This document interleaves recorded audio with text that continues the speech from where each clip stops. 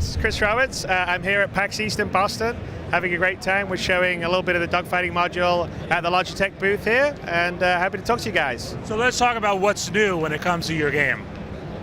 So we just we showed the sneak peek of the dogfighting module, which we'll be releasing in the next 3 to 4 weeks to all the backers at the back of the game, and we had an event for the backers on Thursday night where we sort of showed off some of the features, discussed them, and now here at the Logitech booth they've given us a few machines to have a version of the swarm mode of the dogfight module for people to play, and so some of the backers and fans are getting to check out the game dogfighting for the first time, which is kind of cool. What is the dogfighting experience like for this game? Well, you know, so if you played any of my old games, Wing Commander or Privateer, Freelancer, it's along those lines, but the fidelity's way, way, way, way higher.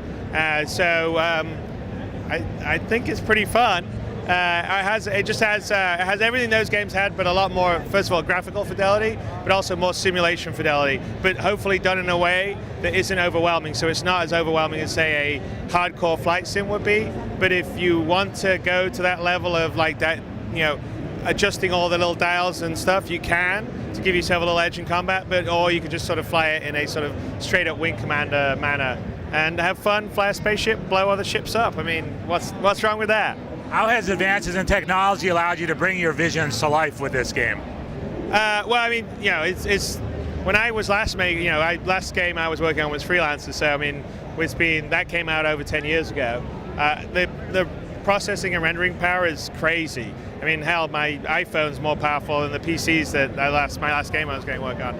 So in terms of just building a really high fidelity world that immerses you, like if anyone knows my old games, like putting you in that world in the cockpit was always a big thing for me. Even, you know, Wing Commander 1 back in 1990, you could see a hand on the joystick and your legs in the cockpit. I mean, that was almost the first person kind of game out there. You never saw that stuff before, and so I'm like really big on immersion, and the current gen of tech, I can create the vehicles and the characters to a level that a fidelity that I only like dreamed of a long time ago, and I really think that helps set you and put you in this world.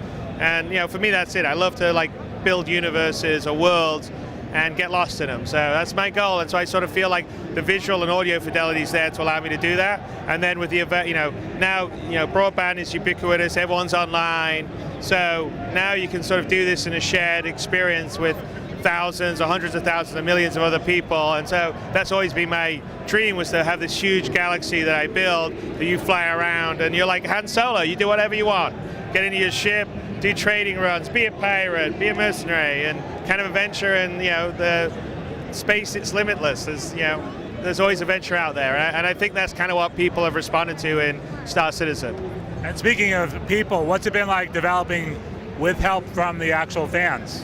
It's been great. I mean, it's hard to describe compared to the old way. I mean, the old way you tended to work on your game and you were sort of shut off from the world for 3 or 4 years, and then when it was close to ready, you would show it at E3 and there'd be some press, and then you'd work on it. But you really were sort of disconnected from the people that played and loved the games. And so with this, because I started crowdfunding, and you know, I actually didn't even think the crowdfunding would be able to finance a game of this magnitude, so I thought it would prove that there was a demand for it, and then yeah, I had investors lined up to take it, but you know, the community's been so positive and supportive that they've basically funded this game above and beyond what I originally thought it was going to be, and now we're sort of in the realm of just making it, you know, bigger and better from the get-go, and just the involvement's great. I mean, it sort of feels like everyone's on a team. I mean, I'm here, I'm talking to the, you know, people that have backed it, and it's like, it's so nice to always be talking to the people that like, this is what they want. They don't care about like, hey, is it going to make this quarter for my shareholder report or anything.